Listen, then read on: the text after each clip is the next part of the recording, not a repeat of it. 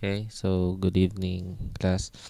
Ah, i-cover lang natin yung na-miss natin kaninang session natin, no? Okay, so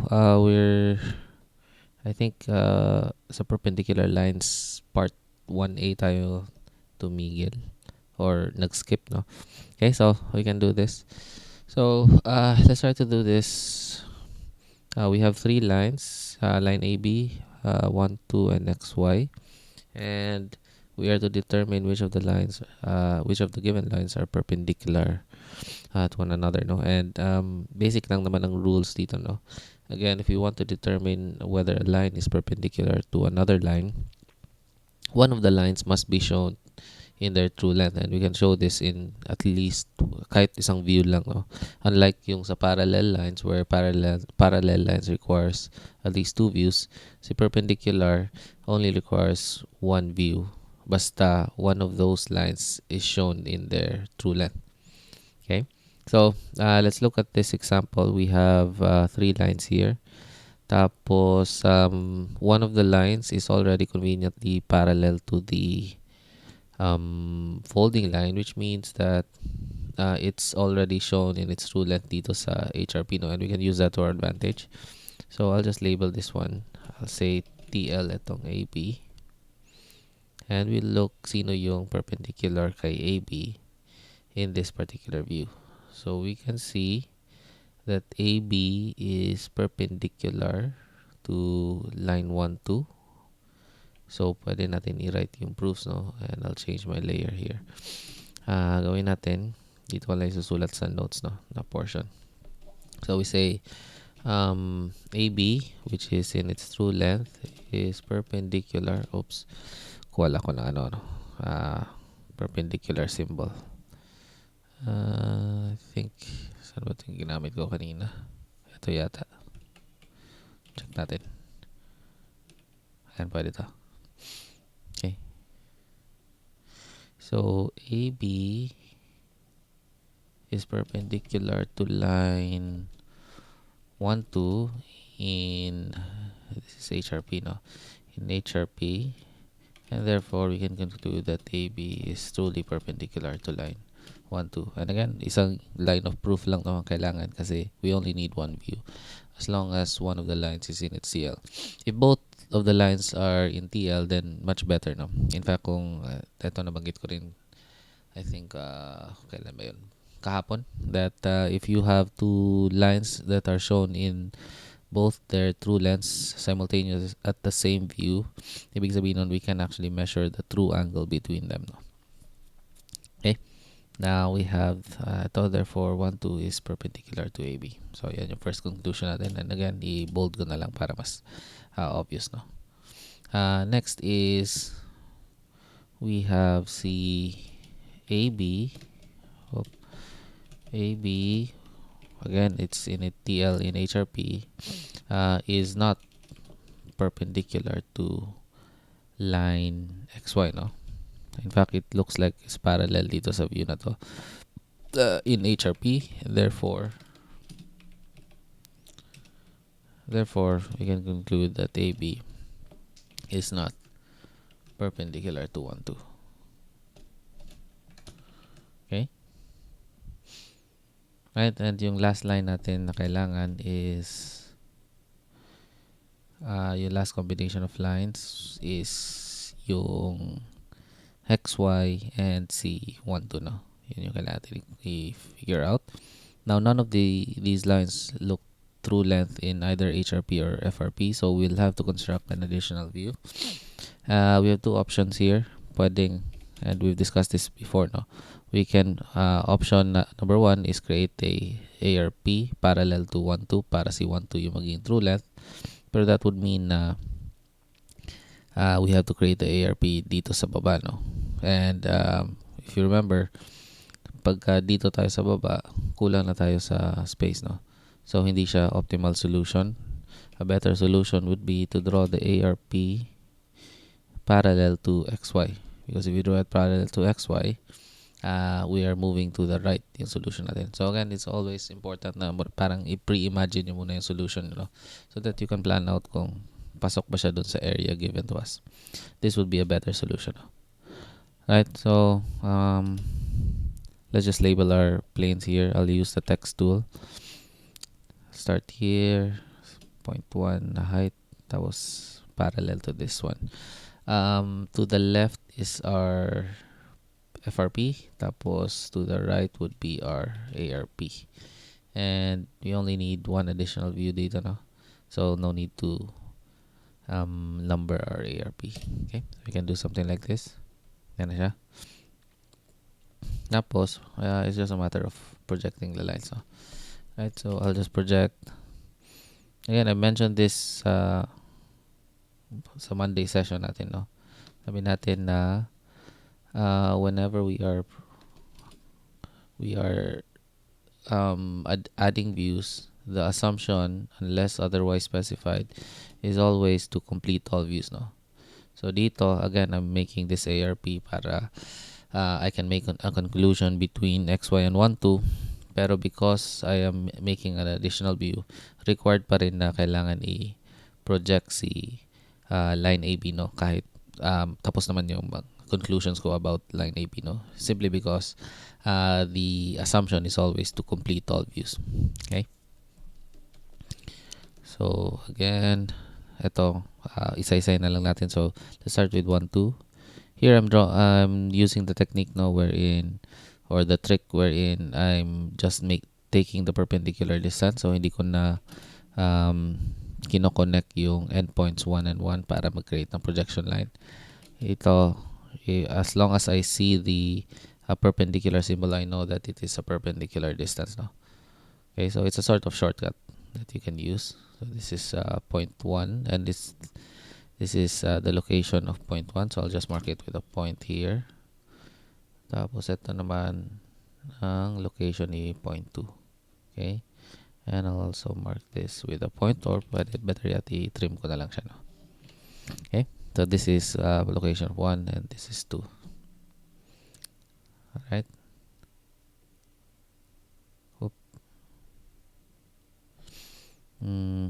And let me just label para need tayo malito later on.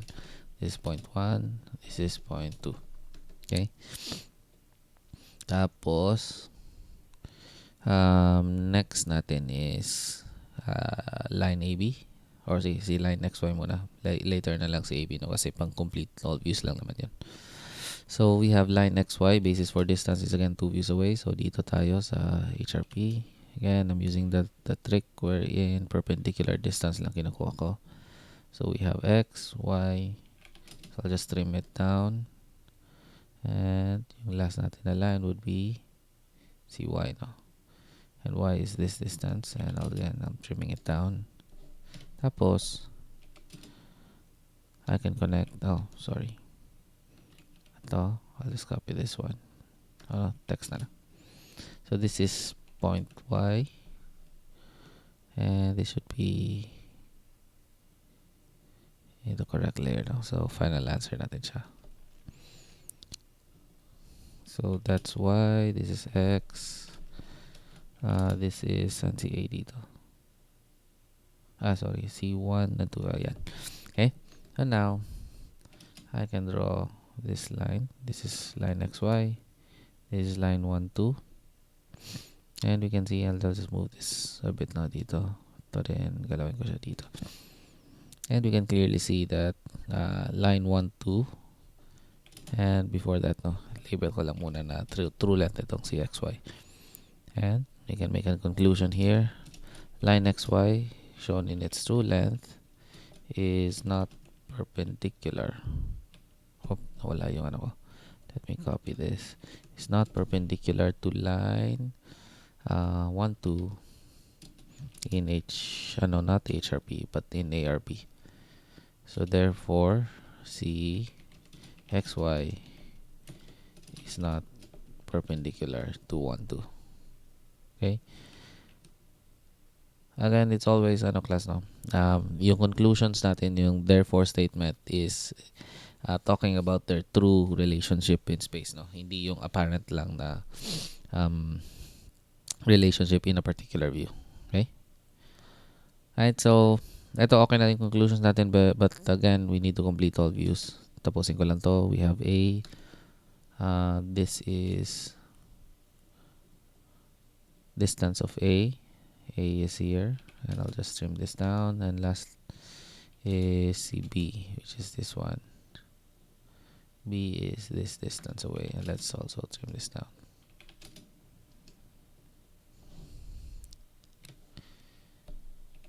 And this is line AB.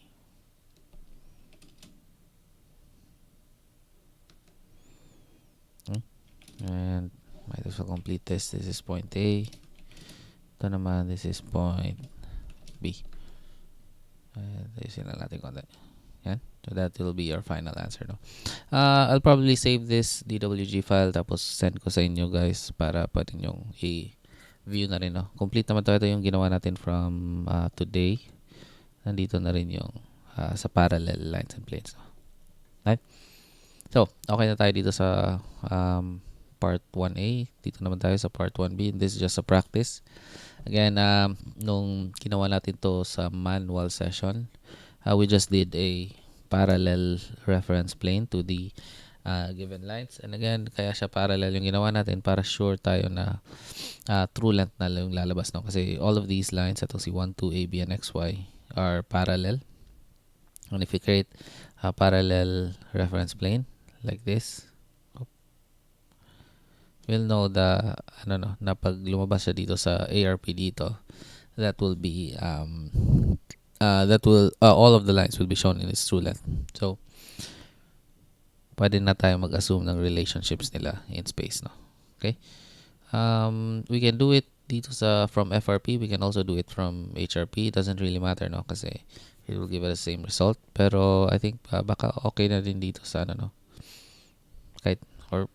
Kahit dito tayo gumawa sa HRP, may space naman, okay naman. Pero it will be a lot cleaner if sa FRP tayo.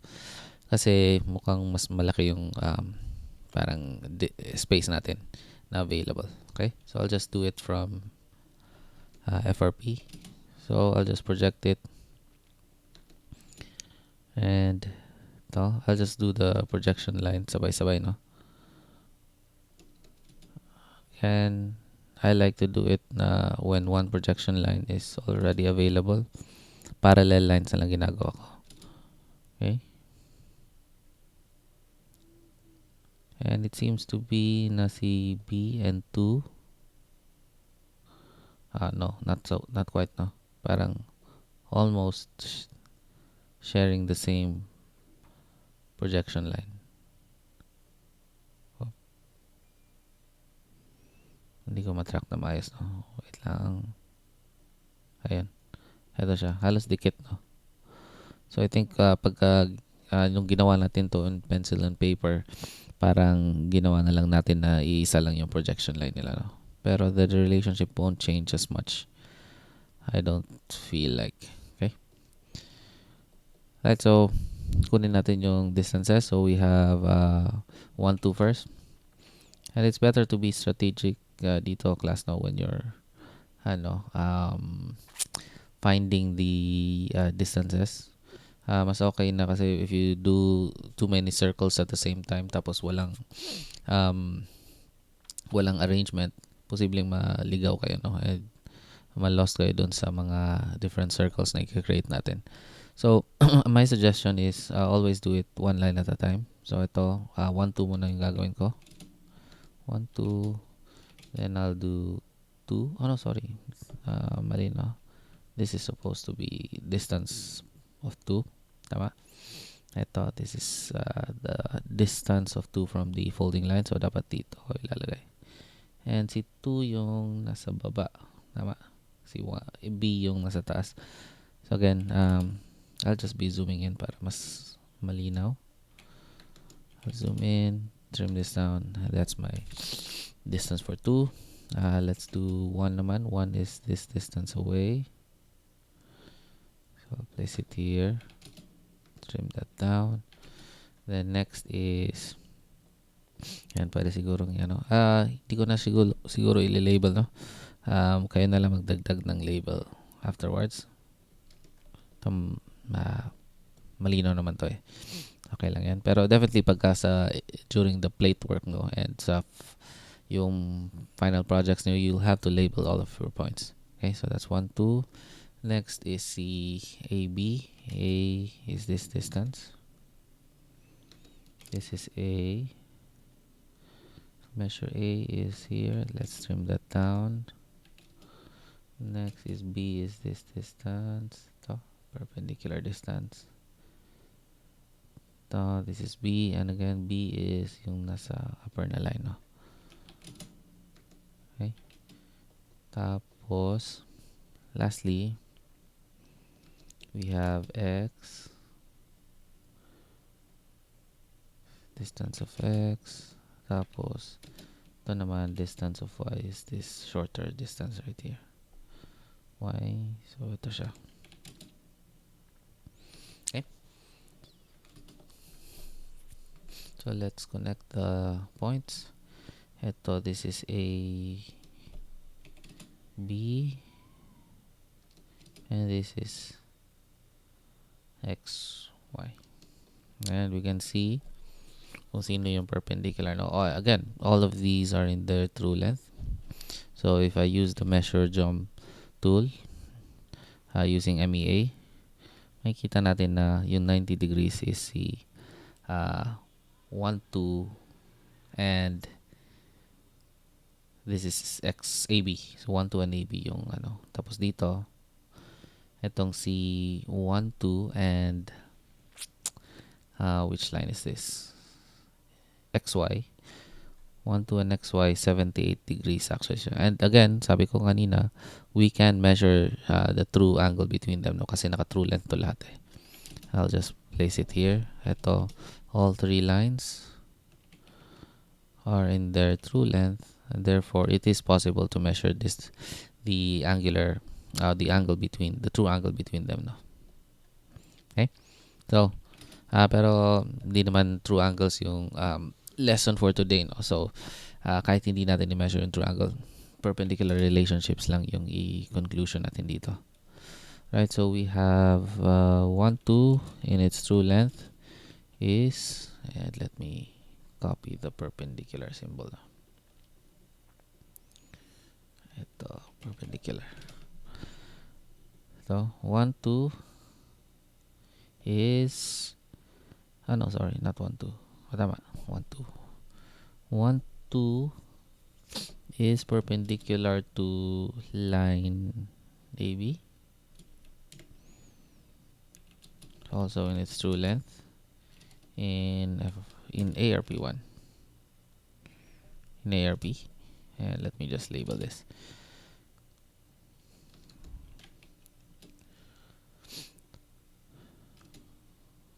This is ARP to the right, tapos FRP. ARP to the left and FRP to the right. Okay? So, medyo nalilito pala ako. Label ko na nga lang para mas less confusing. This is 1, 2. Ito ay B. And this one is A. Tapos ito naman is X. And this last one is Y. So, yeah. Okay. So 1, 2 is perpendicular to AB in ARP. Therefore, 1, 2 is truly perpendicular to AB. Okay, and let's highlight that in bold para mas malinaw na yan yung conclusion. Then next is see 1, 2 with XY, no? So 1, 2 in its true length is not perpendicular to XY, also in its true length in ARP. Therefore, 1, 2 is not perpendicular to XY. And lastly, yung last combination natin would be XY and AB. AB in its true length is not perpendicular to XY, also in its true length in ARP. Therefore, AB is not perpendicular to XY. Again, we measured this, no? Hindi sila perpendicular. 78 ata yung measurement natin. Let me double check. Yan, so it's 78 degrees. And we can measure, actually, if you want to measure 1, 2, and xy, we can just make an extension line. I'll do this construction line. So, additional tidbit na lang to, no? If you want to measure the angular distance between non-intersecting lines, ang gagawin lang natin is extend lang natin siya so that we can find the angle between them. So, it's 12 degrees, no? And, hindi ko alam kung i-cover ba natin sa mid-year na to, no? Pero if you're doing this in the regular SEM, to measure the the angle between two lines, I mean, ang need natin is the smaller angle, no, or the acute angle. So here it's 12 degrees, right? Pero again, hindi na to necessary, no, because hindi siya part lang lesson. Okay, so we have 3 lines, 3 combinations of lines, and we made 3 conclusions. Right, so proceed tayo sa second page, and this is the last part. This is to determine if a line is perpendicular to a given plane.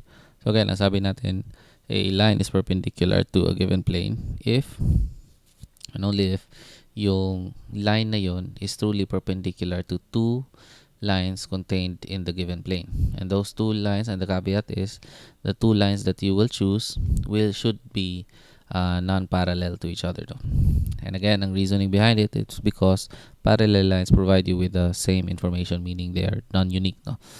Okay, so easiest way to do this is you take your line, then take a true length dun sa plane natin, and check if they are parallel or perpendicular to one another. Because again, if this were hindi ko mapakita ngayon, no, pero I've shown this on the board last Monday or yesterday, that if you have if your line is truly perpendicular to a plane, then it is actually truly perpendicular to all lines contained in the plane. Parang there are infinite number of lines contained in the plane, no? And all of those are truly perpendicular to line AB. Again, I'm saying, baka lang nakalimutan nyo, I'm saying the word truly to mean there are true relationships in space. Pero pag sinabi ko apparently, I'm only referring to a particular view, no?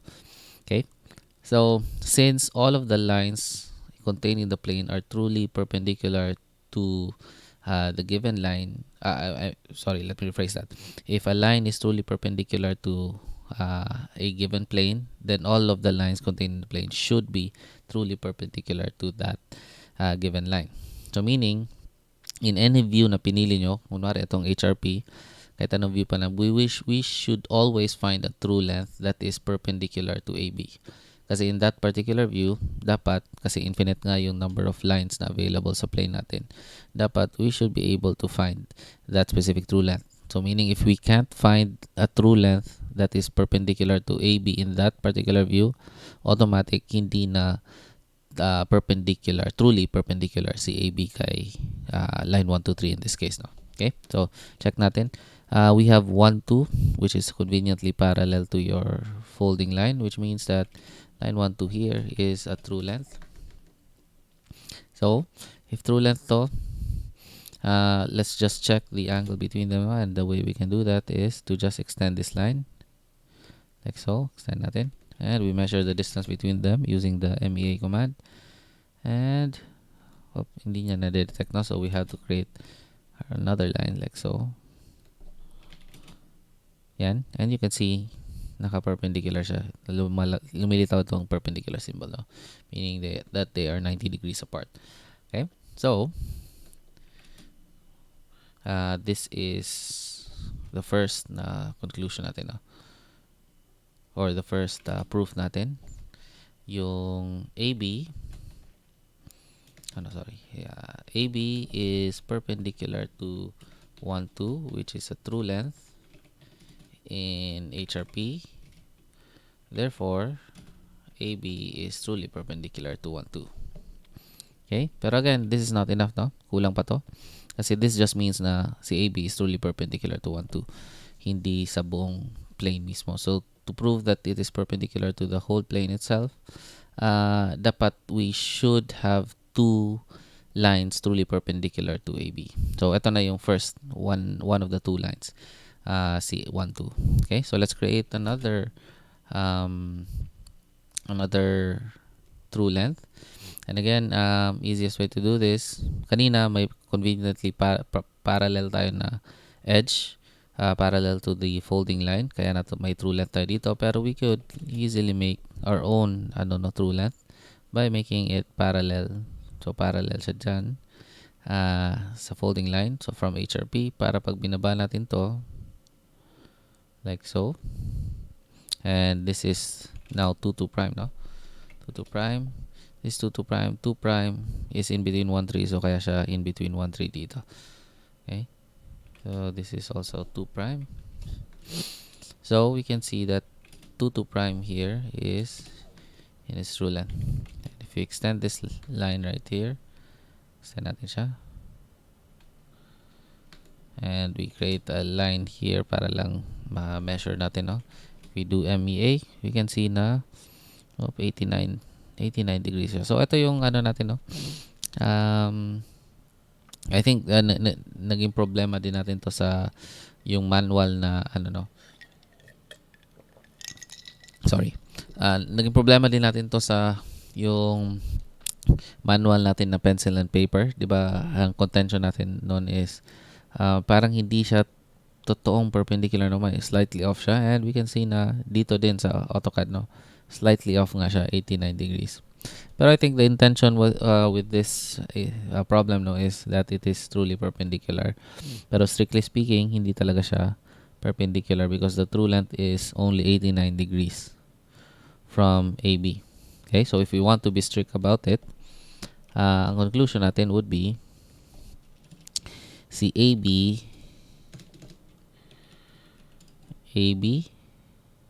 and just to be sure, let's also measure lang natin, no, just to be sure kung, and we'll have to create this. Again, kaya ko ni-recreate yung lines, no, kasi if you do the measure command, it can only measure yung mga lines that it can detect, no, and this PDF kasi was not made by AutoCAD, so hindi niya na-detect. Although it can detect the endpoints of these lines, hindi niya na-detect siya as an object where it can measure angles, no, and distances. So kaya para lang ma-measure natin, recreate nyo lang yung line by overlapping a new line, no. Okay? So you can see 90 degrees naman. So tama naman yung projection ko dito. And yung lumabas nga is 89 siya dito, no. So again, just to reiterate, ito 89 degrees siya, no. Okay? So since 89 degrees siya, and you can also, if you use the dim command, pwedeng permanently magsulat tayo ng So let's use the dim command. Let's use angular. So I select this line and this line. And we can select itong distance na to. So right now, masyadong malaki yung angle. But we can select that angle. Look into the properties tab. Paano ko ipapakita sa inyo to? Sige, undock ko muna yung properties tab. Ito. Hopefully nakikita nyo properties tab. Ito. Tapos kung gusto nyo baguhin natin siya, masyadong malaki, no? So we can probably use standard. Yan. So instead of ISO 25, standard yung gagamitin natin. So standard, medyo okay naman yung size niya, no? You can also manually control the size, no? Marami namang options dito. Like for example, yung I think nasaan ba to dito? Ito ata, dim scale. Dim scale, you can manually control the scale of the dimensions. Okay. So, oops, let me anchor left ulit.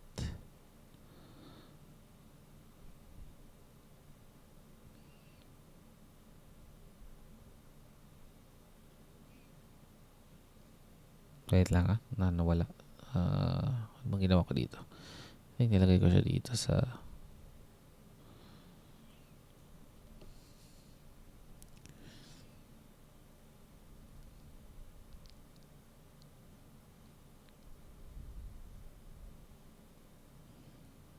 Anchor left. How do I make it?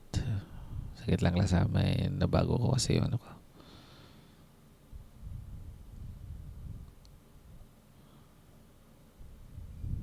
Ayan.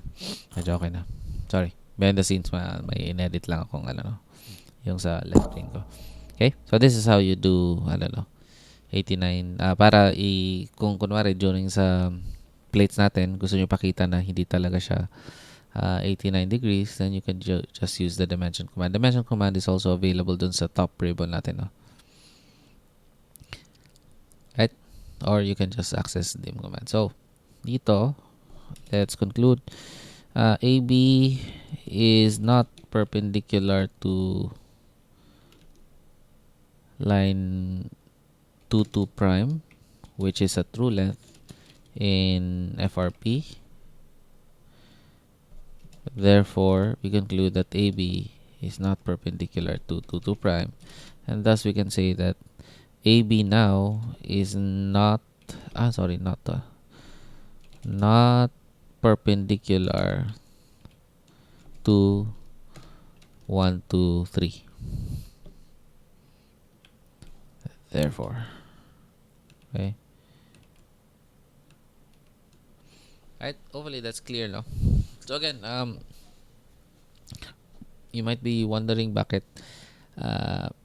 kaya natin mag-conclude nito kasi again, there are infinite number of lines contained in the plane, and in any particular view, there should be at least one line that is true length that is shown to be perpendicular to AB. Kung wala tayong mahanap, kung hindi natin mahanap yung line na yon, ibig sabihin hindi truly perpendicular si line AB kay true length. Okay?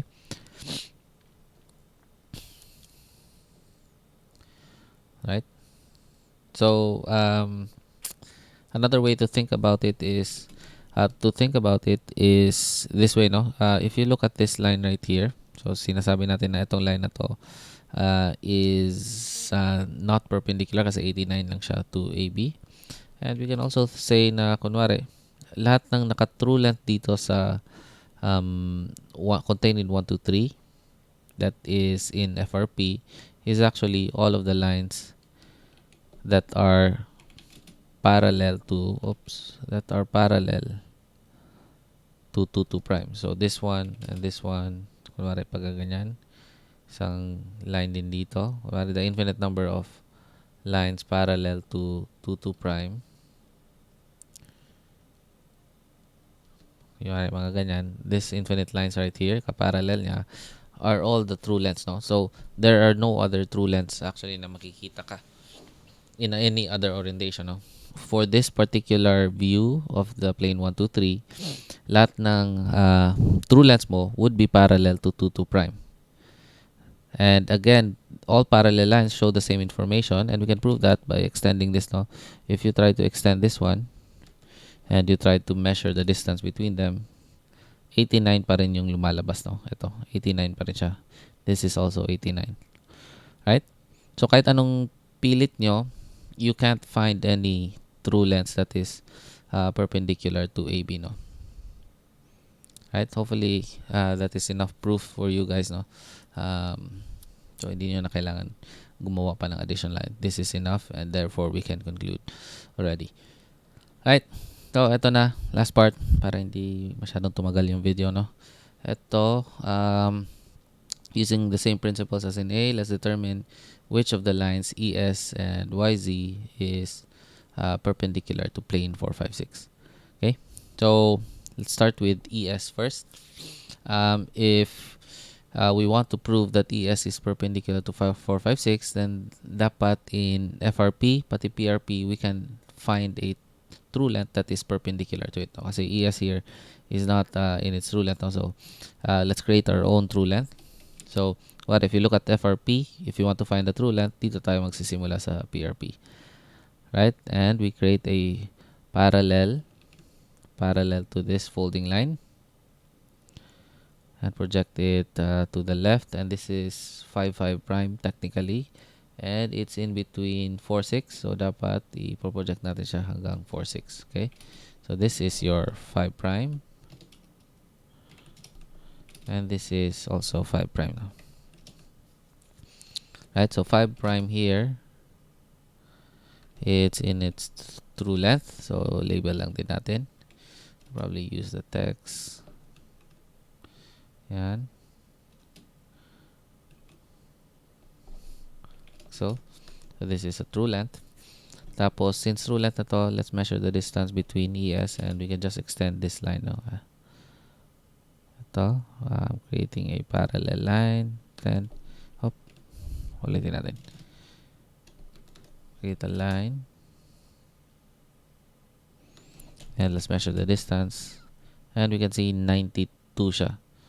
Okay, so strictly speaking, hindi din to perpendicular, no? Pero again, if I'm just looking at this, I think the tension of the problem was that it is, I don't know, it should be perpendicular. Pero again, strictly speaking, hindi siya perpendicular kasi 92 siya or 88 dito sa kabila instead of the 90.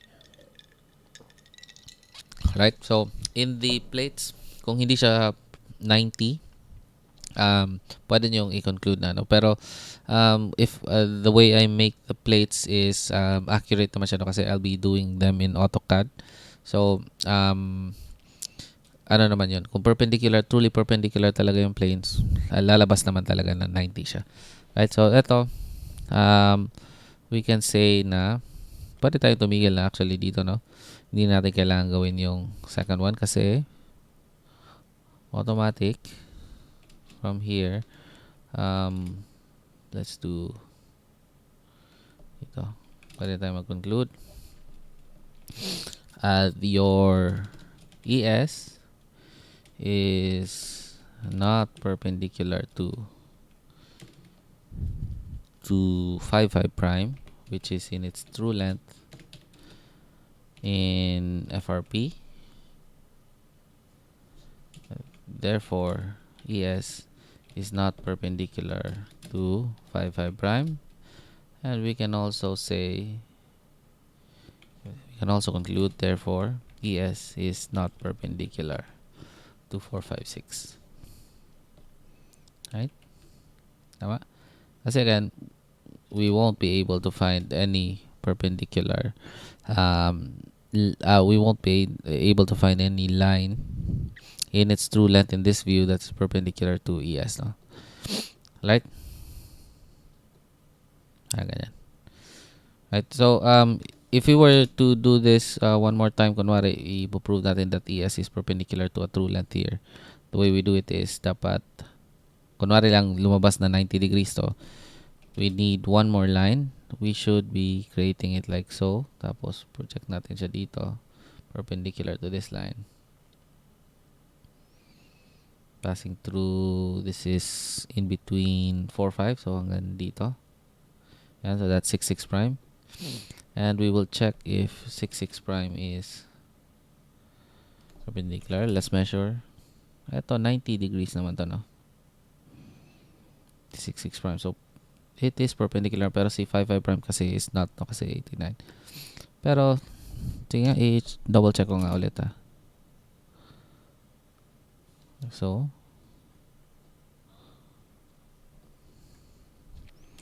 let me measure 88 talaga eh. Hindi siya 90 degrees. Let me redo 5, 5 prime now para lang sigurado. So, if I created this one, tapos passing through here, there. Let me measure again. 88 talaga. Let me redo that one more time, no? Pero this time, kasi baka yung automatic snapping niya dito is inaccurate, no? So, let me just do, kunwari, diretsuhin ko lang. Parallel dito. Tapos from here, perpendicular to this line, diretso. Tapos from this intersection,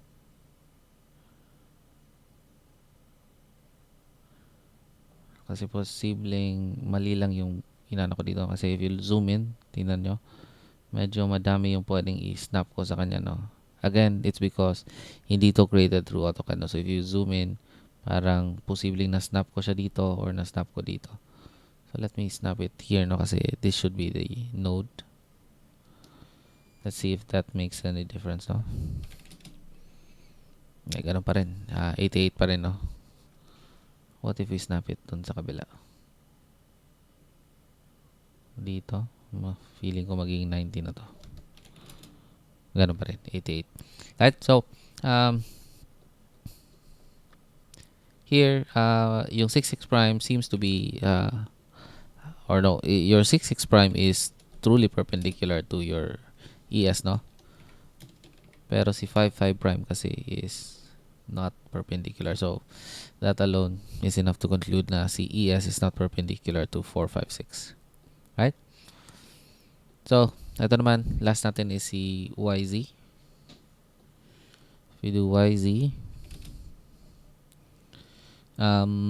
let's do si YZ. We already have our true length dito, no? So, kailangan lang natin i-show na si YZ is either perpendicular or not perpendicular to the true length na ginawa natin. And we can reuse the same true length, no? So, for example, let me just complete this label, no? So, I'll label this as, this is the true length. So, see YZ, let's make the same conclusion. YZ is not perpendicular to the true length 55 prime.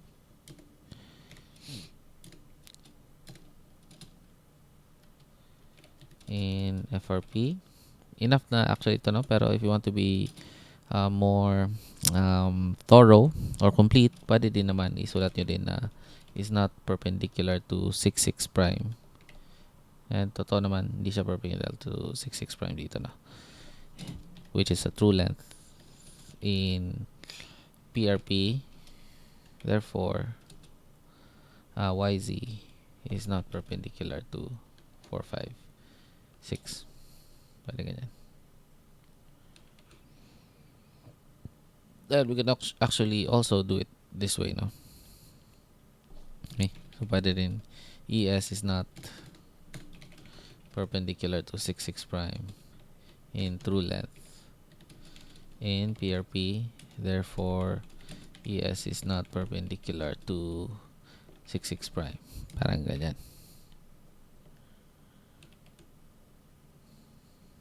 Parang ganyan. No? Ito, medyo skinip ko na yung other part. Sige, let me make this also complete. Pwede talaga yung therefore dito. ES, YZ is not perpendicular to 55 prime. And also this one. YZ is not perpendicular to 66 prime. Parang ganyan. Pero again, technically speaking, ito, I'll just italicize it to show na parang optional na siya. Hindi na actually needed to, no? Kasi once you have already stated this, dapat enough na yun to prove na hindi perpendicular yung si line YZ to 456, no? Oh, wait, sorry. This is perpendicular pala siya, no? Tama? Kasi yung si 66 prime was, it had 90 degrees, no? Ang problematic lang is etong 55 prime. Pero again, sa pencil and paper, parang this is very small. In fact, kahit yung nandito, no, yung 89 degrees, very small to. I think pag ginawa nyo siya in pencil and paper, lalabas na perpendicular siya. Right? So maybe we can make,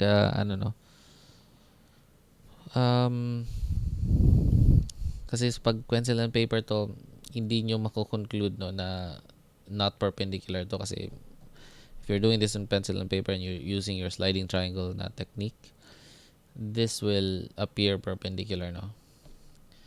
So, I think we can make a rule. If it's plus minus 2 degrees, pwede na siguro i-conclude natin na yun, perpendicular to. Pero again, if because I'm doing this sa CAD, no, in AutoCAD. Since I'm doing this in AutoCAD, yung pag-create ng plates, if it's perpendicular, lalabas talaga siya na 90 degrees. If it's not perpendicular, medyo malayo sa 90 degrees talaga yung angle na lilitaw. Pero for this purpose, no, ito sa exercises natin, I think kung if it's plus minus 2 degrees, i-accept na lang natin siya as perpendicular. So, ito, let's just convert this. Sabihin na natin na perpendicular siya dito. So, therefore, AB is perpendicular to 1, 2, 3. Okay? Just remember no, na 89 degrees talaga yung na-measure natin. Okay? Because I think the intention of this actually was itong ng mga modules natin was created by one of the faculty of Triple M before, no, si Sir Ken. Hindi ko alam kung nabutan niyo siya. Pero yun. I think when yung intention nung ginawa niya yung module na to is that dapat si ES would be perpendicular to 456. Same here dito na dapat si AB should be perpendicular. So yung 89 na yun is just a either doon sa pag-convert lang into PDF, doon siguro nagkaroon ng minute na variations. So eto, it's 88 degrees naman to, no. It's within plus minus 2 degrees. Pwede na sigurong natin to. Sabihin na natin it is perpendicular. Okay? And I think doon sa nung ginawa natin pencil and paper, just review your worksheets, yung manual na worksheets natin. Try to look at it. We did conclude na perpendicular si ES kay triangle 456. Right? So si YZ yung hindi perpendicular. Okay? So, parang ganyan. So, last part, ito, drawing lang natin yung edge view ng itong plane natin. And again, ang naging prediction natin dito, if you draw the edge view of the plane, if they are truly perpendicular, then ang prediction is that the line would appear as a true length, no? Tapos, pagka tinrue-size naman natin yung plane, if the line is truly perpendicular to your plane, then mag-appear siya dapat as a point view. Okay? Hindi ko na siguro ipapakita dito sa video, no, pero when I send this file, dapat it should show yung details kung paano nag-edge view siya na true size, and you can do it on your own, no? Tapos pwede nyo i-review yung DWG file. Right? So, yun lang muna. And good luck sa plate natin bukas.